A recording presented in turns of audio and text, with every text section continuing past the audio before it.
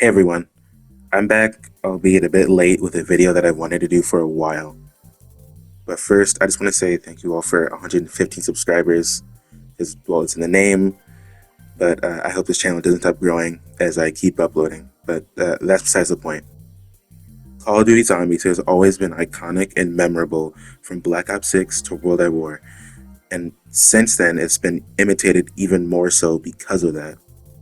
So I have found 3 different completely free recreations of COD Zombies that are fun to grind and play because of just how well made they are. But let's get on with the video, and I hope you'll enjoy.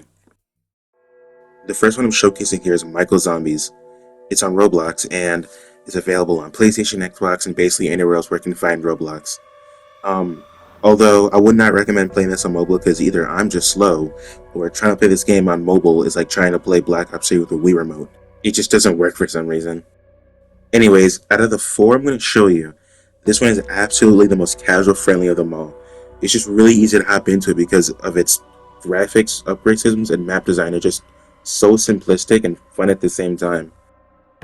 As of right now, this game has 8 maps out, and personally, the best out of all of them are the Undead Nocturne, it's a modified version of Nox, Joe's Gun Game, it's a great map with really no need for a description, One Window, the Black Ops 3 custom map that I've always wanted to play but was never able to because I never had a PC, One Cabin, which I'm pretty sure is a limited time event, and it's a Christmas version of One Window set in a cabin, and The Giant, which is just Doris, and the version that is in Michael Zombies is a very faithful remake. It's basically 1-to-1, except I don't know, maybe 3 of the guns aren't the same, but at that point it's really it just doesn't matter. So this game also has a non-pay-to-win shop system where you can buy different kinds of attachments that you earn with currency that you get by playing the game and just killing zombies in general.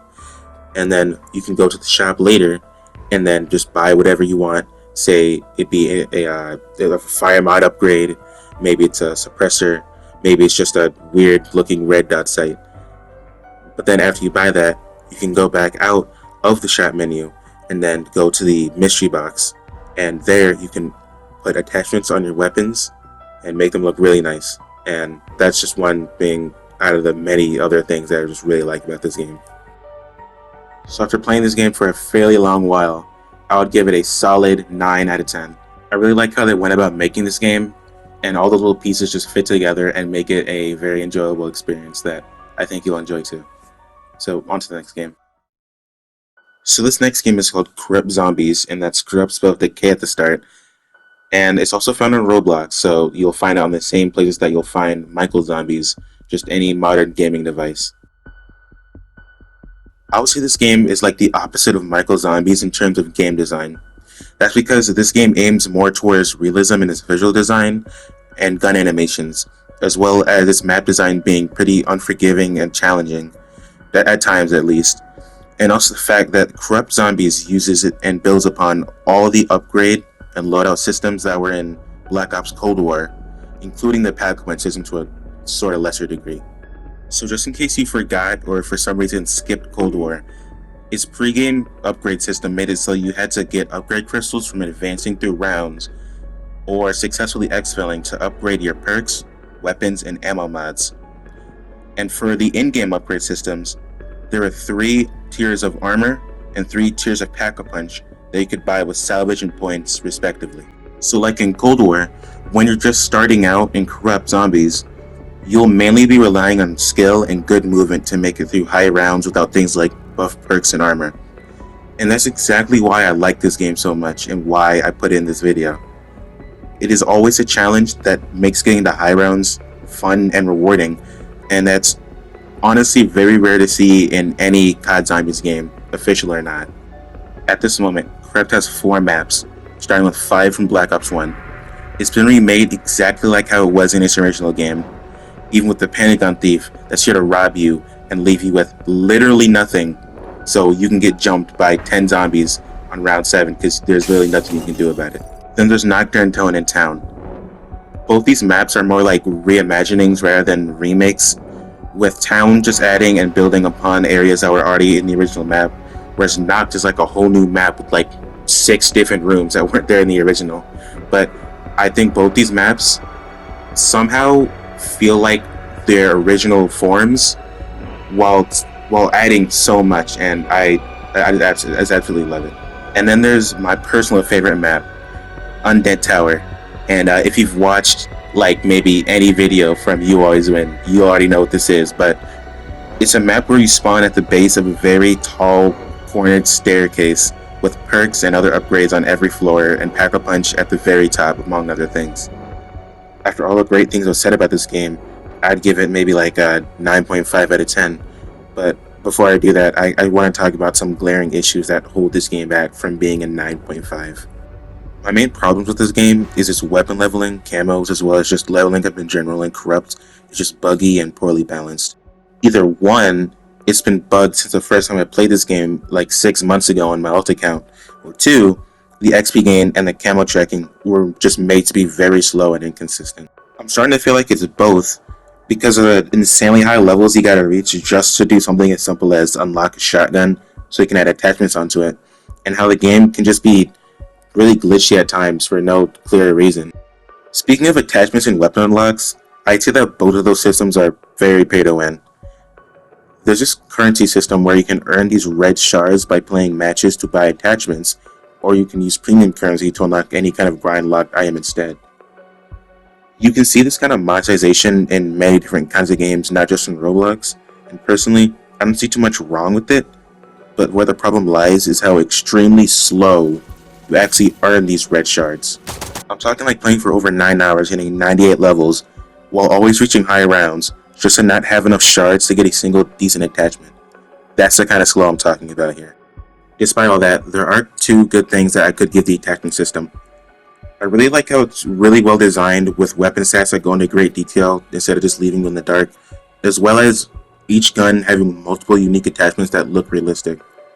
It just feels like such a waste considering most people will never be able to use any of these because they're just hard to get. But then again, this is a game on Roblox, so these kinds of pay or grind for 200 hours to unlock something kinds of systems is really just the default for great games on Roblox. Even Call of Duty is doing it now with their own events in Black Ops 6. But to get back on track, my point is that this game has so many great things going for it, but the glaring progression issues just hinder my enjoyment at least, in a small but significant way. You could also just ignore the pre-game progression altogether and just enjoy the gameplay for what it is, but I couldn't reasonably just dismiss it and leave it out this video.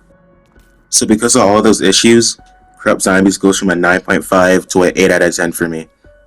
If the progression got fixed, it would be so much better, but I still have to play the game regardless.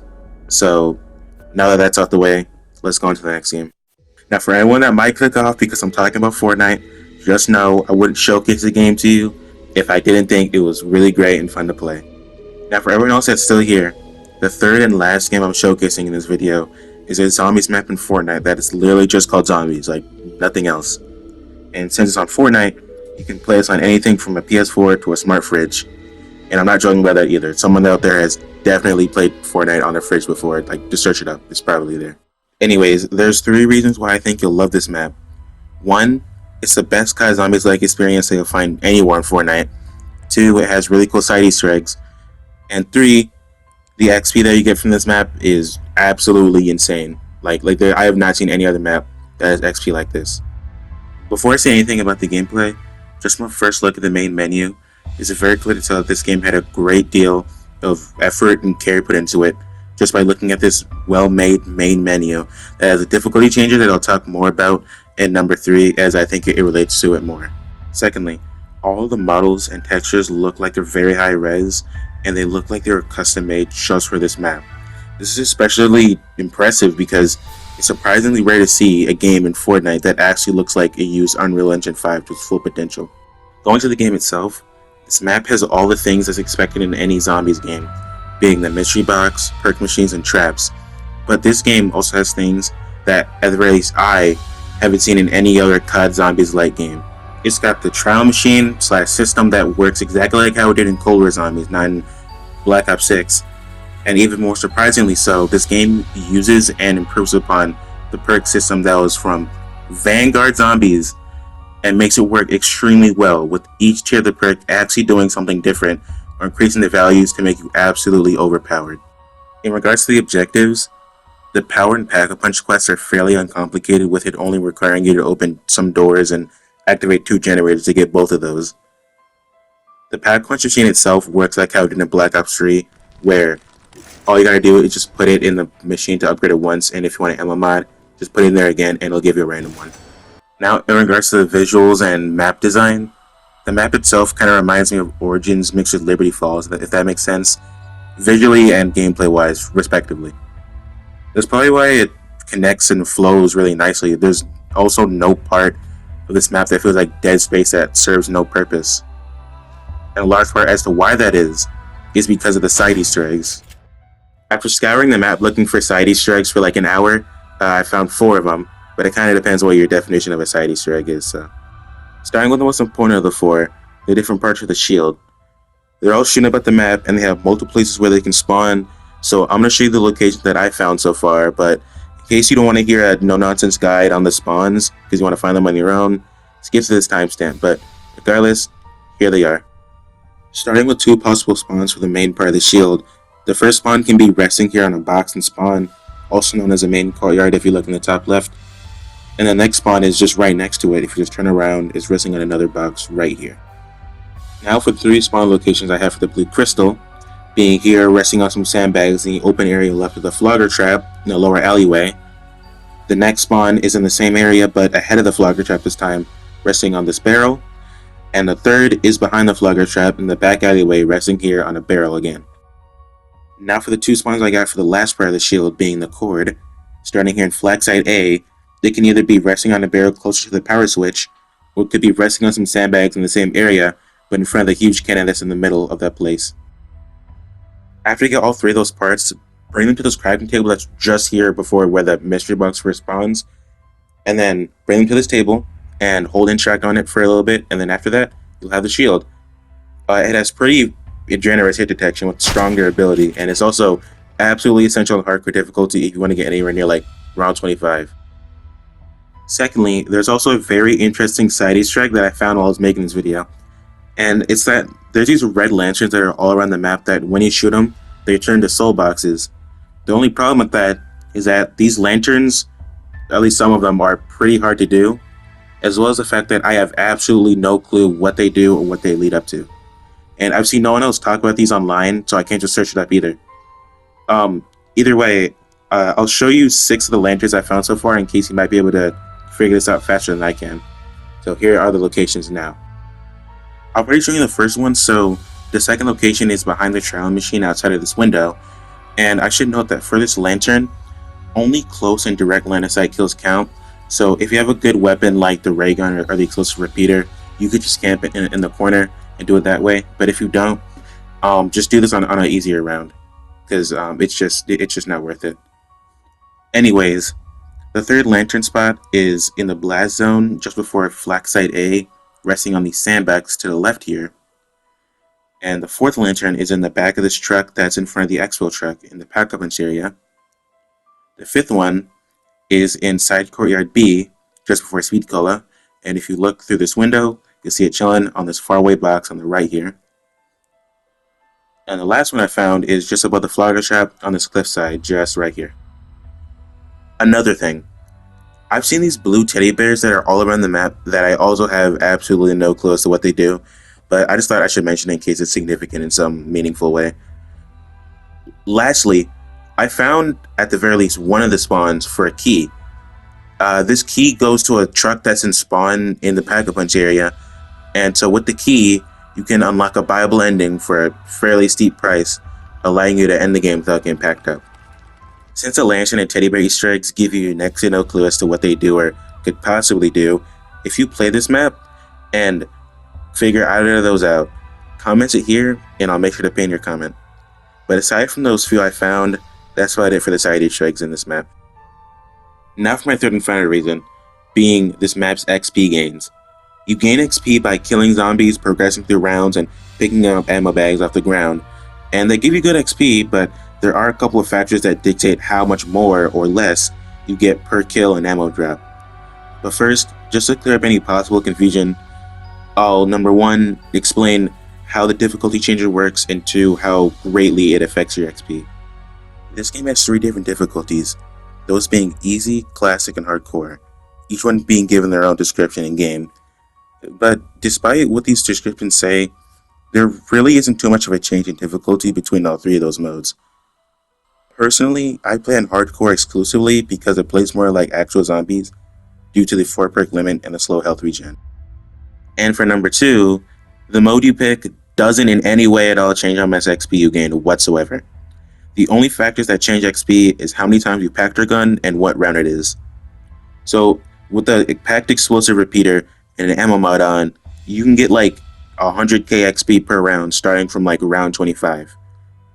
I have absolutely no clue how the dev got the XP to be this busted, but regardless, if you're trying to get a lot of XP in a relatively short amount of time, this map's for you. But as you may have already realized, there are some obvious issues with this game, specifically referring to its sound design and its animation, but to be fair, I'm fairly certain this is like 90% not at all the dev's fault and is most likely just a Fortnite issue. But before I get into any negatives, just take what I'm about to say here with a grain of salt, since 1, I did not make the game, and 2, I've rarely played a UEFN game that's this high of a quality, so I really can't be 100% of my points here. Getting into it, the problem with making things in Fortnite completely from scratch is that there's going to be a whole lot of jank and bugs just everywhere. But this game managed it pretty well. But regardless, this makes it so that when the zombies move in big groups or when they're just crawling out of the ground or just doing anything that's other than hitting barricades and walking in a straight line individually, their movement and animation makes it look like they're teleporting and duplicating at times. Including how the zombies, as well as the special plague doctor enemy, make absolutely zero sound whatsoever except for maybe some poofing sounds. That's about it. There's been multiple times where I've just been jumped by an entire horde that was right behind me or right around the corner because I had absolutely no clue where they even were. Also, since Fortnite's dedicated first person is just still so new, it makes any gun that wasn't in their recently released ballistic mode look and behave cartoonishly goofy. Like, just look at these animations and look the way this character's arm is bending and tell me that the first person mode didn't need more time, so it looks good in ballistic as well as first person creative maps. But I'm not really going to consider too much that into the ranking, since I assume that most of the buggy or bad things about this game are mainly out of the dev's control and are just issues with Fortnite itself. So my final ranking for this game is going to be a pretty nice 8.5 out of 10. This game has so many great things about it, and there's even more things I haven't even discovered yet. I would love to see this map's creator make more zombies maps like this in the future. So this video is finally done. This is the longest I've ever worked on a video in the entirety that I've even had this channel. And I am just so glad I finally got it. I even managed, if anything, to get this video through all the various interruptions, such as trying to get the early calling card on the tomb, zombies map, getting like, before it felt like deathly sick for like 4 or 5 days, whatever. But I do want to say sorry for breaking the upload schedule or the upload challenge I set for myself like 2 videos ago. But now that this video is over, and I'm probably not going to do a video like it, that is, unless this video does well.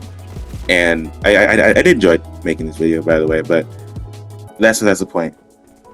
Weekly uploads are going to continue, just moving forward. But I just want to say a very special thanks to everybody that watched the very end of this video, because just like knowing that someone watched this all the way to the very end, like it was like, just for that, it's worth it.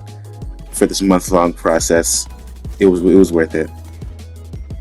And the names of all the devs and everybody else that worked on the games that I've said in this video are listed in the description. So I have an awesome 1.5 Slayer, and sorry for the month-long interruption, but thank you again for watching, and I'll see you again in the next one. So, see ya.